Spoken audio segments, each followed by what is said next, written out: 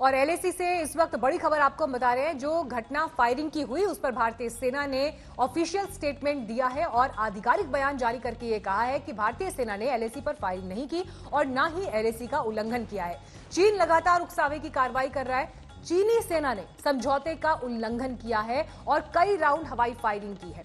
इसके अलावा भारतीय सेना ने यह साफ किया कि भारत कभी युद्ध नहीं चाहता।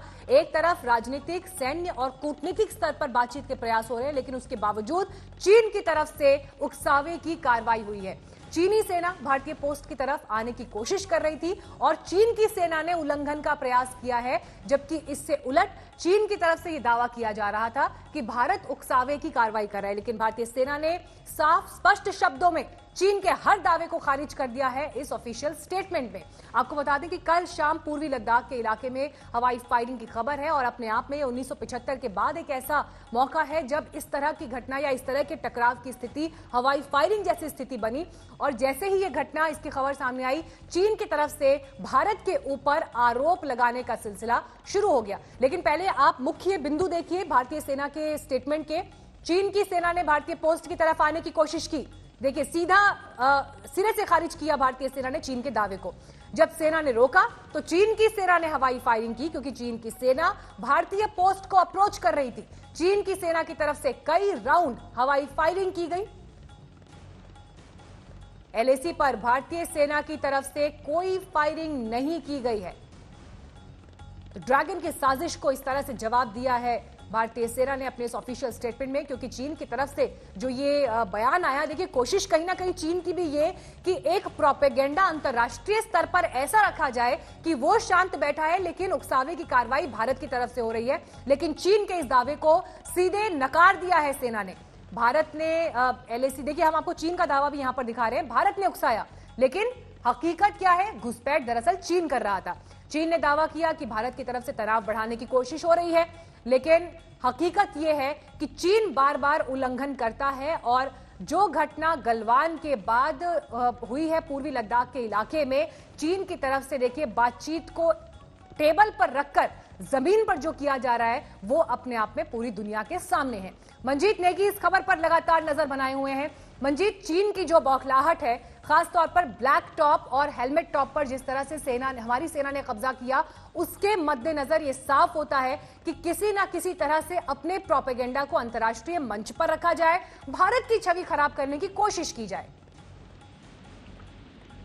देखिए मीनाक्षी, 29 और जो पिछली 29 की जो घटना थी, जब चीन ने दक्षिण पेंगोंग के इलाके में इस तरह की घुसपैठ की कोशिश की, उस दौरान भी काफी धक्का मुक्की हुई और यही बात सामने आई थी कि चीन की तरफ से उस दौरान भी हवाई फायरिंग की गई। हालांकि पुष्टि नहीं हुई, लेकिन दूसरी बार ऐसा हो रहा है जब चीन एक हफ्ते के दौरान लगातार बौखलाहट के तहत इस तरह बातचीत कर रहा है, लेकिन दूसरी तरफ वो जो दक्षिण पेंगोंग के इलाके की हम बात करें, जहां पर कुछ ऐसे, चाहे चुशुल के इलाके में जो अलग अलग सामरिक पोस्ट हैं, ब्लैक टॉप, हेलमेट टॉप, इसके अलावा जो दूसरे खासतौर से रास्ते हैं, उन पर चीन की नजर लगातार बनी हुई है और वो कहीं नहीं चाहता चीनी सेना की भारतीय सेना की सामरिक पोस्ट पर अपनी तैनाती को मजबूत बनाए। और इसीलिए कल जब बातचीत चल रही थी ब्रिजेश पर, उस दौरान भी चीन ने आगे बढ़ने की कोशिश की और इससे साफ हो गया कि चीन को ये बिल्कुल रास नहीं आ रहा कि भारत इन सामरिक पोस्ट पर बैठकर सीधे जो चीन के मोल्डो दूसरे इलाके हैं वहां पर अपनी पकड़ को मजबूत बना सके। इसीलिए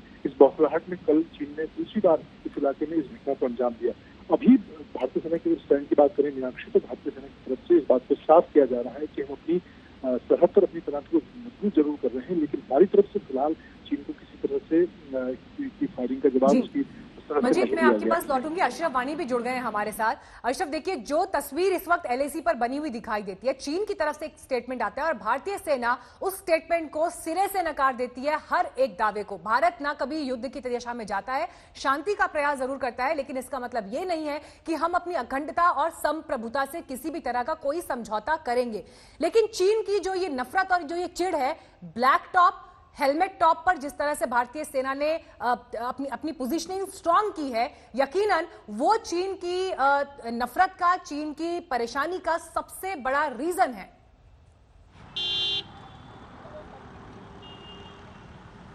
बिल्कुल मीनाक्षी, दरअसल इस साल जून के महीने में जब गलवान घाटी की घटना घटी, उसके बाद भारतीय सेना ने बहुत कुछ बदलाव किए लाइन ऑफ एक्चुअल कंट्रोल पर। ये जो पूरा इलाका है, अगर हम इसको देखें तो इस पर ज़्यादा तैनाती सेना की कभी नहीं रही है 1962 की युद्ध के बाद भी। लेकिन जून के महीने के बाद जिस अंदाज से भारतीय सेना की तैनाती इस पूरे इलाके में बढ़ा दी और साथ ही साथ हथियारों को, टैंकों को, बोफोर्स तोपों को वहां पर अपनी पोजीशन पर तैनात किया, और उतना ही नहीं बल्कि पिछले एक हफ्ते के दौरान कई पहाड़ियां जो हैं, दुर्गम पहाड़ियां, उन पर जो है सेना ने अपनी पोस्ट कायम किए अपने इलाके में। वो चीन को काफ़ी परेशान कर रहा है, क्योंकि अगर हम 27 अगस्त की बात करें, उस बीच भी दक्षिणी छोर जो है पैंगोंग लेक का, वहाँ पर भारतीय सेना और चीनी सेना के बीच धक्का-मुक्की हुई थी। लेकिन उसके बाद भारतीय सेना ने अपनी पोजीशन को और मजबूत किया।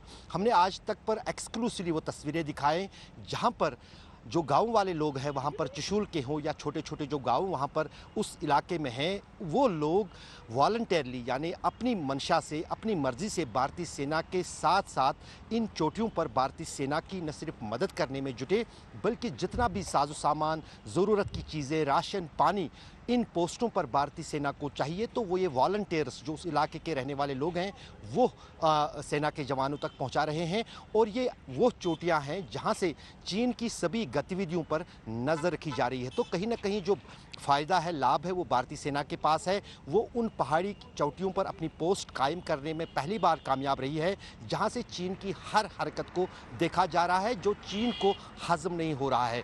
दरअसल चुशूल का जो इलाका है काफ़ी पीसफुल माना जाता है लाइन ऑफ एक्चुअल कंट्रोल पर, क्योंकि बॉर्डर मीटिंग पॉइंट जिसमें पिछले 4 महीने के दौरान कई दौर की बातचीत हुई, 5 बार तो लेफ्टिनेंट जनरल स्तर की बातचीत वहाँ चुशूल में बॉर्डर मीटिंग पॉइंट जो दोनों देशों के बीच में तय हुआ है वहाँ पर हुई, और ब्रिगेडियर लेवल की बैठकों का एक बड़ा दौर चला। कल भी और परसों भी वो बैठकें हुई, लेकिन वो बेनतीजा हुई। और अब जहां पर तनाव बना है भारत और चीन की सेना के बीच में, वो उस मीटिंग पॉइंट से ज़्यादा दूर नहीं है। ज़्यादा से ज़्यादा 4 किलोमीटर की दूरी पर बॉर्डर मीटिंग पॉइंट है, और 4 किलोमीटर की दूरी पर वो जगह है जहां पर कल की घटना घटी है। बिल्कुल, चीन के इस कारनामे के पीछे की वजह आपको बताते हैं। बात तिब्बत की, जो चीन की दुखती रग है। जब भी तिब्बत की चर्चा होती है, चीन परेशान हो जाता है। कोई तिब्बत की बात करे, इसे चीन पसंद नहीं करता है। तिब्बत की बात हुई तो आज ये भी जानना जरूरी है कि चीन ने तिब्बत को किस तरह से हड़पा। अगर चीन ने तिब्बत पर कब्जा ना किया होता तो आज लद्दाख का विवाद ना होता।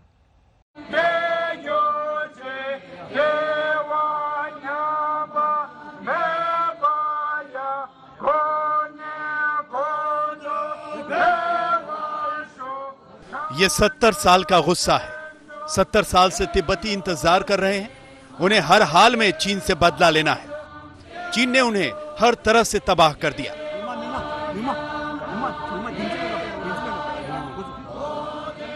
उन्हें अपनी जमीन से उजाड़ दिया, लाखों लोगों की हत्या कर दी, उनके धर्म और संस्कृति को नष्ट कर दिया।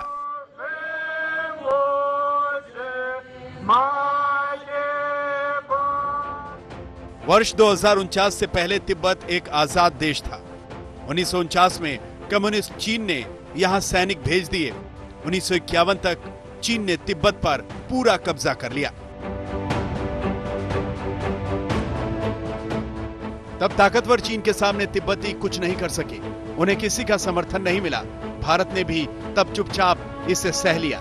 लेकिन चीन के कब्जे पर तिब्बती चुप नहीं बैठे। 1951 में चीन के कब्जे के कुछ वर्षों में तिब्बत में विद्रोह हो गया। विद्रोह दबाने के लिए चीन ने तिब्बत में बहुत अत्याचार किए, लेकिन चीन की ताकत के आगे तिब्बतियों का विद्रोह नाकाम हो गया। तिब्बतियों के धर्मगुरु दलाई लामा को भारत में शरण लेनी पड़ी। तिब्बत को हड़प कर कम्युनिस्ट चीन ने वहां पर चाइनीज तौर तरीके थोपने शुरू कर दिए। तिब्बत की भाषा, संस्कृति, धर्म और परंपरा सबको निशाना बनाया गया। 1963 तक किसी भी बाहरी व्यक्ति को तिब्बत में आने की अनुमति नहीं थी। तिब्बत की राजधानी ल्हासा को प्रतिबंधित शहर कहा जाता था। 1959 में दलाई लामा तिब्बत से भागकर भारत आए। तब से 61 साल हो गए। दलाई लामा वापस तिब्बत नहीं जा पाए। उनकी तरह करीब 1.5 लाख तिब्बती शरणार्थी अपनी जमीन से उजड़कर भारत में रह रहे हैं। भारत में तिब्बतियों की निर्वासित सरकार चलती है। जितने भी तिब्बती भारत में है, वो तो है ही सही।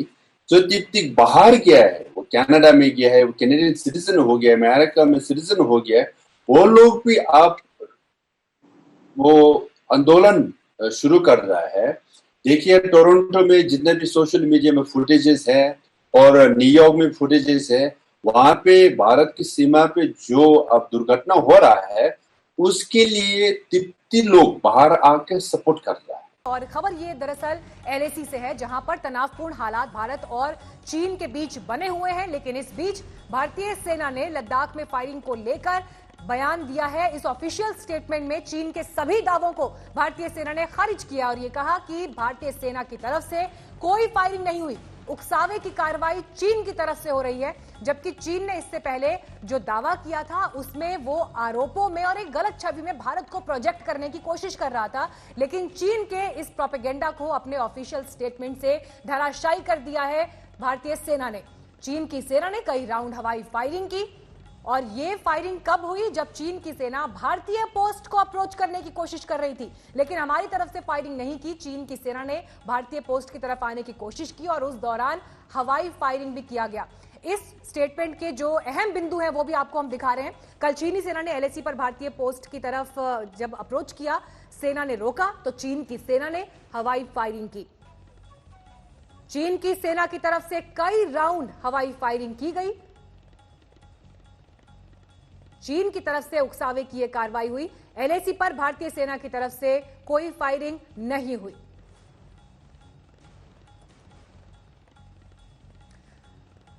तो एलएसी पर जिस तरह के हालात इस वक्त बने हुए हैं, क्योंकि कल शाम जो ये जिस तरह से घटना सामने आई है हवाई फायरिंग की, हमारे तमाम संवाददाता सीधे ग्राउंड से हमें इस पर अपडेट देंगे और हमारे साथ डिफेंस एक्सपर्ट्स भी जुड़ेंगे। लेकिन उससे पहले ये रिपोर्ट देखिए।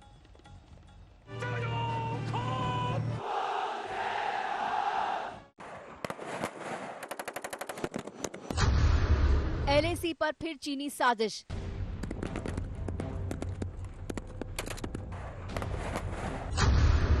पैंतालीस साल बाद गोली की गूंज।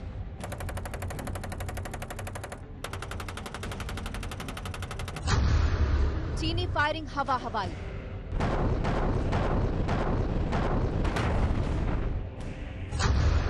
फिर भारत से मुंह की खाई।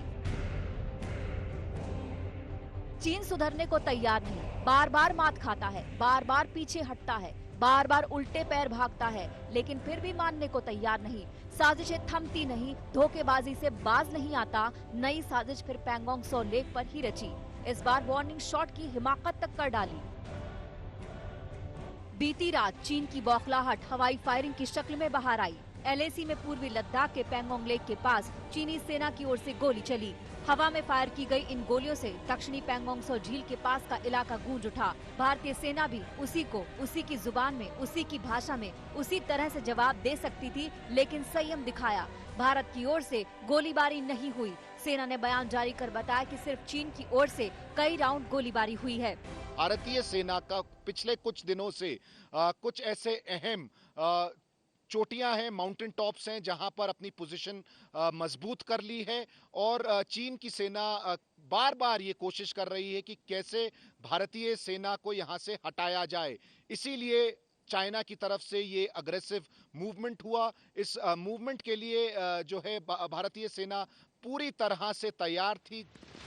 हम आपको बता दें कि हवाई फायरिंग दक्षिण पैंगोंग त्सो झील के सेनपाओ पहाड़ी के पास हुई। ये वही इलाका है जहां लगातार तनातनी बनी हुई है। चीन लगातार इन इलाकों में घुसपैठ की साजिश करता रहा है, लेकिन हर बार उसे मुंह की ही खानी पड़ी।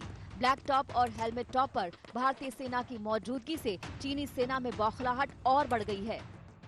पिछले 10 दिन से जो है स्थिति बहुत ज़्यादा गंभीर बनी हुई है।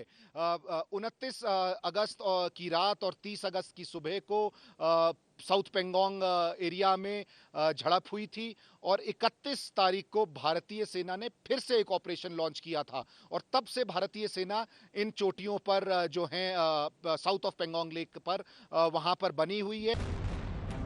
एलएसी में हवाई फायरिंग के बाद चीन ने झूठ का पुलंदा भी खोल दिया।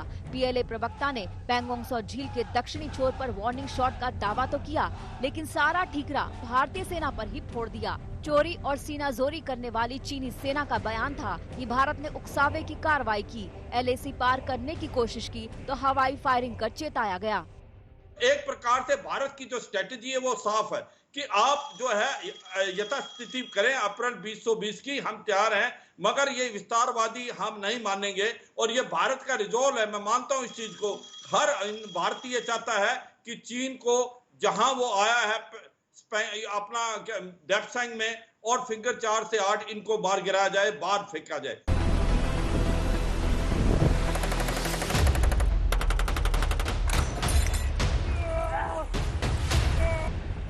45 साल बाद भारत और चीन की सीमा पर कोई फायरिंग हुई। इससे पहले 1975 में अरुणाचल सीमा पर गोलियां चली थी, जिसमें 4 भारतीय जवान शहीद हुए थे। भारत और चीन के बीच फायरिंग न करने का समझौता हुआ है। हाल ही में गलवान घाटी की खूनी झड़प के वक्त भी दोनों ओर से इस समझौते का पालन हुआ था। गलवान में हमने देखा किस तरह जो है रॉड जैसी चीजों से, क्लब्स और इस तरह की चीजों से उन्होंने अटैक किया था। उसके बाद से ये निर्णय लिया गया भारतीय सुरक्षा महकमे में कि अगर जरूरत पड़े और कमांडर को ग्राउंड पर हल्का सा भी अंदेशा होता है कि उसके ट्रूप्स किसी भी किस्म की लाइफ थ्रेटनिंग पोजीशन में हैं, तो फायरिंग की जा सकती है। यही कारण है कि भारतीय सेना ने फायरिंग की।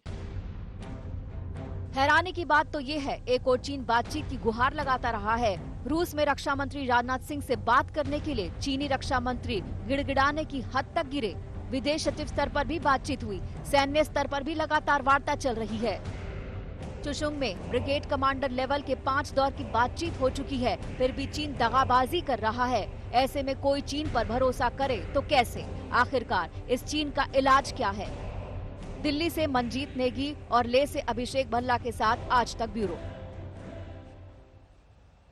तो ये पूरी रिपोर्ट आपने देखी कल शाम, जिस तरह से हवाई फायरिंग की स्थिति वहां पर बनी। उसके बाद चीन ने अपनी तरफ से एक प्रोपेगेंडा करने की कोशिश की, जिसमें चीन ने भारतीय सेना पर ऐसे आरोप लगाए हैं जिससे चीन को यह लगता है कि वो अंतर्राष्ट्रीय स्तर पर भारत की छवि खराब कर सकता है। लेकिन भारतीय सेना ने साफ स्पष्ट शब्दों में चीन के हर दावे को खारिज कर दिया है। आपको सीधे हम ग्राउंड से रिपोर्ट दिखाएंगे और डिफेंस एक्सपर्ट्स इस पूरी स्थिति को किस तरह से देखते हैं, इसके लिए एक बड़ा पैनल इस वक्त हमारे साथ मौजूद है। मंजीत नेगी दिल्ली में है, अभिषेक भल्ला ले से हमारे साथ जुड़ रहे हैं, अशरफ वानी श्रीनगर में मौजूद हैं, कर्नल रिटायर्ड मोहम्मद अली शाह इस वक्त हमारे साथ जुड़ गए हैं और major general retired SVP Singh भी इस वक्त हमारे साथ मौजूद हैं। अभिषेक, सबसे पहले मैं आपका रुख करना चाहूंगी क्योंकि ग्राउंड पर इस वक्त आप मौजूद हैं। जो घटना पूरी लद्दाख इलाके में कल एक बार फिर फायरिंग को लेकर हुई है, इस पर भारतीय सेना ने ऑफिशियल स्टेटमेंट भी रिलीज कर दिया है। इस स्टेटमेंट के अगर ऑपरेटिव पार्ट पर नजर डालें, भारतीय सेना के रिस्पांस का भी क्या इसमें जिक्र है? क्या सिर्फ जो ये हवाई फायरिंग हुई है चीन की तरफ से हुई, उसका कोई जवाब क्या दिया गया भारतीय सेना की तरफ से?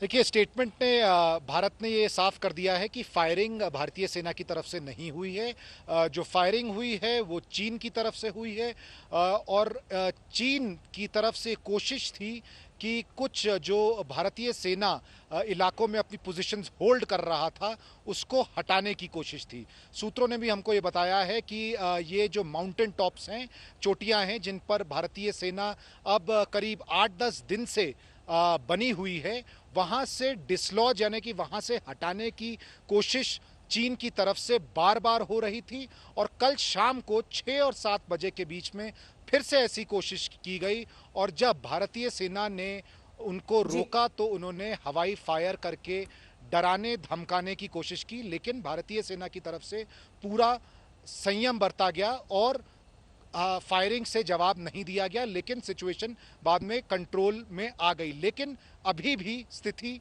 काफी गंभीर बनी हुई है, ऐसा सूत्रों से पता चल रहा है। बिल्कुल, और एलएसी पर किसी भी कीमत पर देश की संप्रभुता और अखंडता से कोई समझौता नहीं किया जाएगा। हम संयम बेशक बरत रहे हैं, लेकिन चीन इस बात को इस तरह से ना देखे कि उसके हर झूठे दावे को बर्दाश्त कर लिया जाएगा। मंजीत, आप दिल्ली में ही मौजूद हैं और देखिए जो अभी इस घटना के बाद की तस्वीर है, सेनाध्यक्ष रक्षा मंत्री को ब्रीफ कर चुके हैं स्थिति के बारे में। आज दोपहर तक सैन्य स्तर पर अहम बैठक भी मुमकिन है। किस तरह की हलचल कल की घटना के बाद दिल्ली में बनती हुई आप देख रहे हैं? मीनाक्षी, फिलहाल जो कल की घटना हुई है, जब ब्रिगेड कमांडर स्तर की बातचीत चल रही थी, उस दौरान चीन ने पेंगोंग के दक्षिण इलाके में जिस तरह की घटना को अंजाम दिया और फायरिंग की घटना, अब जो जानकारी मिल पा रही है उसके मुताबिक ये पहली बार नहीं है जब चीन की तरफ से हवाई फायरिंग की गई, वार्निंग फायरिंग की गई। 29 और 30 अगस्त को भी जब चीनी सेना ने दक्षिण पेंगोंग के कुछ इलाकों में घुसने की कोशिश की, जिसको भारतीय सेना ने मजबूती के साथ नाकाम किया था, उस दौरान भी चीनी सेना की तरफ से फायरिंग की गई। तो ये दूसरा मौका है जब पिछले कह सकते हैं कि 10 दिन के दौरान चीनी सेना की तरफ से इस तरह की कोशिश की गई, यानी कि हवाई फायरिंग। अभी तक ये माना जाता रहा है कि चीन से लगने वाली लाइन ऑफ एक्चुअल कंट्रोल पर फायरिंग नहीं होती है, आर्म्स का इस्तेमाल नहीं किया जाता, लेकिन ये दूसरी घटना है जो जानकारी हमें मिल पा रही है। हालांकि अभी बातचीत के जरिए जो टॉप कमांडर है वहां पर हालात को संभालने की कोशिश हो रही है, लेकिन अगर दिल्ली की बात की जाए तो यहाँ पर खुद सेना प्रमुख 2 दिन पहले लद्दाख के दौरे पर थे, वहां पर उन्होंने हालात का जायजा लिया था। और यहाँ पर दिल्ली की बात की जाए तो जो सैन्य कमांडर हैं, सेना प्रमुख हैं, सीडीएस हैं, वो सरकार को हालात की जानकारी पूरी तरह से दे रहे हैं। ठीक है, मजीद लौटेंगे आपके पास और डिटेल्स के लिए। मेजर जनरल एसवीपी सिंह, आपसे मेरा सवाल ये, जो परिस्थितियां अभी आप एलएसी पर बनती हुई देख रहे हैं और चीन, देखिए क्लियर कट यहां पर एक तस्वीर यह भी बनती है कि भारतीय विदेश मंत्री की मुलाकात एससीओ में चीन के विदेश मंत्री से उस तरह की तस्वीर उभर रही है, लेकिन एस जयशंकर ने साफ स्पष्ट शब्दों में यह कहा कि सरहद पर जो हालात हैं उन हालात को इग्नोर कर बातचीत की टेबल पर अंतर्राष्ट्रीय लेवल पर हम नहीं जा सकते। और भारतीय स्टैंड, जो भारत का स्टैंड है, वो हर लेवल पर क्लियर दिखाई देता है चीन के सामने। ये जो बदलती हुई तस्वीर है, रक्षा विशेषज्ञ के नजर से आप इन परिस्थितियों को कैसे आंकते हैं? हाँ जी, ये बहुत ही बदलती सिचुएशन है।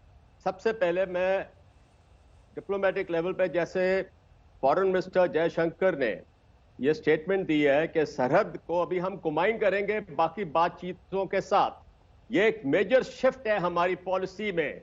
इससे पहले हमने इसको बैक बर्नर में रखा हुआ था चीन के कहने पर, और जितनी भी अग्रीमेंट हुई हैं 1993, 96, 2005, 12, 13 में, वो एक वन साइडेड थी। मैं समझता हूं ये बहुत अच्छा मूव है हमारा, बॉर्डर सिचुएशन को साथ कंबाइन करना है।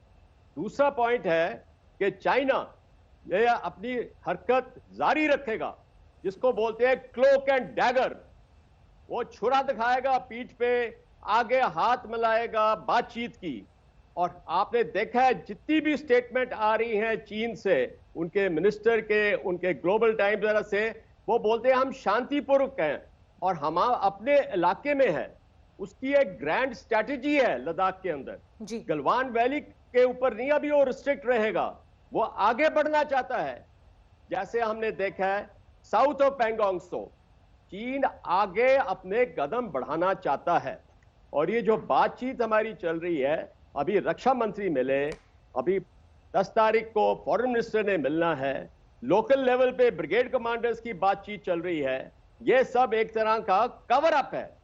उधर चीन पूरी बिल्डअप कर रहा है। सर्दियों की विंटर वॉरफेयर के लिए भी हमें तैयारी रखनी चाहिए।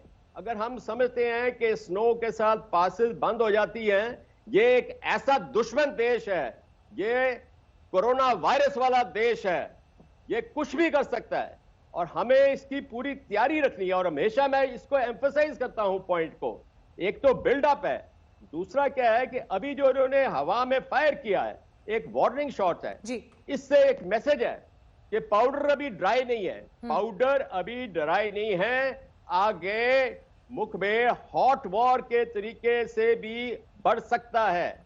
एक हमें चेतावनी दी गई है और हमें इसको पूरा अपनाना है, पूरा इसको समझते हुए अपनी जो ताकत वाली पोजीशन हमने बनाई है इस समय, उसको आगे रखना है। कर्नल शाह, आपका इस पर जवाब देखिए। जो बात मिस्टर सिंह कह रहे हैं, जिस तरह से भारतीय सेना ने गलवान के बाद जो 29 अगस्त की रात को घटना हुई और उसके बाद ब्लैक टॉप से लेकर हेलमेट टॉप पर जो पोजीशन भारतीय सेना ने अपनी स्ट्रांग की है, चीन की बौखलाहट इसी बात पर है। पूर्वी लद्दाख पर जो मूवमेंट चीन का हुआ है और चुशुल पर जिस तरह से पूरा ध्यान चीन केंद्रित किए हुए है, रक्षा विशेषज्ञ के तौर पर आपके इस परिस्थिति पर क्या आकलन है? देखिए, दरअसल पूरा मुद्दा शुरू होता है 4 जुलाई 1914 में शिमला में मीटिंग हुई थी। वहां पे शिमला पैक्ट साइन हुआ था। तो इंडिया चाइना का जो बॉर्डर जो है वो 4,380 किलोमीटर का लंबा है और जाहिर सी बात है जब वो ऑन ग्राउंड होएगा तो 100 किलोमीटर लंबा होएगा। और चाइना इस बात पे बार बार इंकार कर जा रही है कि वो इलाका उनका है, लेकिन इलाका उनका नहीं है। अब देखिए, अब मुखपारी पीक पे जब चाइनीज आर्मी आने की कोशिश कर रही थी, तब हिंदुस्तानी फौज ने हवा में गोलियां चलाई थी उनको पीछे हटाने के लिए। तो चाइना की वेस्टर्न थिएटर कमांड है, उन्होंने भी ये बात रिपोर्ट करी है। लेकिन उसके बाद फिर साउथ पेंगोंगसो से जब वो एडवांस करने को आए, हिंदुस्तानी फौज कभी भी अपना उसूल रखती है सामने। जैसे जनरल साहब ने बताया कि ये वुहान वायरस का देश है।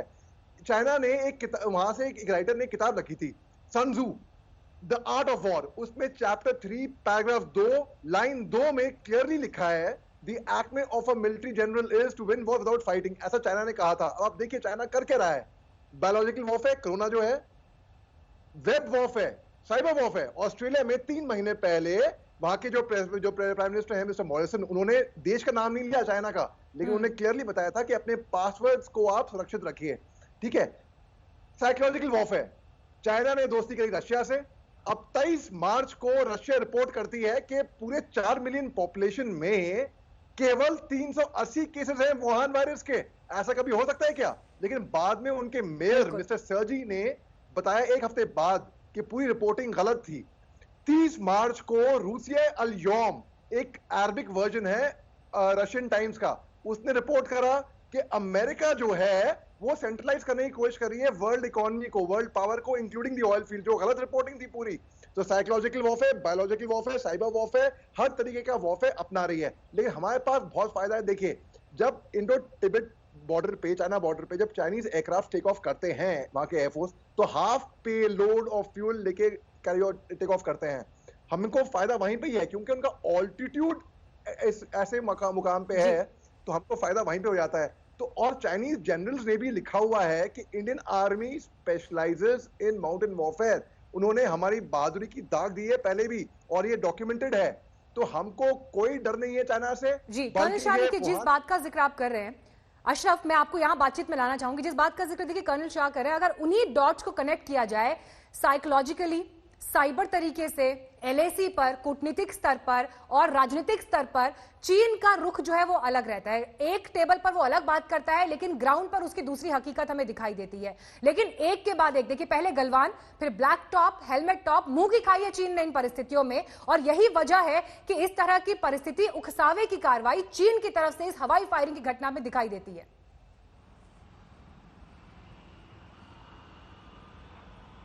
बिल्कुल सही कह रही हैं आप मीनाक्षी। दरअसल जो डिप्लोमेटिक लेवल पे या मंत्रियों के लेवल पे बातचीत होती है, उसमें कुछ और चीन कहता है और ज़मीन पर कुछ और करता है। वही हमने देखा आबावास, जहां एक तरफ रक्षा मंत्री मिले मास्को में, अब फॉरेन मिनिस्टर मिलने जा रहे हैं, लेकिन वो इस बात को पीछे रखना चाहते हैं कि सरहद पर क्या हो रहा है। सरहद पर जो उनकी सेना है वो अपने अपने सेक्टर्स में अपने अपने तरीके से भारतीय ज़मीन हड़पना चाहती है, जिसमें वो पिछले 30 साल से लगा हुआ है। कई सारे इलाके उन्होंने जो है हटियाए हैं, लेकिन अब की बार जो है भारतीय सेना की रणनीति पूरी तरह से बदल गई है और उन इलाकों में बिल्कुल उन्हें घुसने की इजाज़त नहीं दी जा रही है जिनमें वो अक्सर घुसा करते थे। मुझे याद है 2014 में मैं रिपोर्टिंग कर रहा था पैंगोंग लेक में, मेरे सामने चीनी बोट्स जो हैं भारतीय इलाके में दाखिल हो गए, फिर वहाँ से चले गए, क्योंकि उनकी निगरानी के लिए वहाँ पर कोई फौज की तैनाती नहीं थी, उनको देखा नहीं जाता था, उनको बातचीत से समझाकर वापस भेजा जाता था। लेकिन अब जो एग्रेसिव मूड भारतीय सेना ने लिया है और जो पहाड़ियों के टॉप जो है जिक्र आप अशरफ कर रहे हैं, वो क्लियर कट भारतीय सेना के ऑफिशियल स्टेटमेंट में भी दिखाई दे रही है कि किसी भी तरह के उकसावे की कार्रवाई को भारत बर्दाश्त नहीं करेगा। चीन की तरफ से उकसावे की कार्रवाई हो रही है, जिसका पूरे संयमित तरीके से भारत ने जवाब दिया है।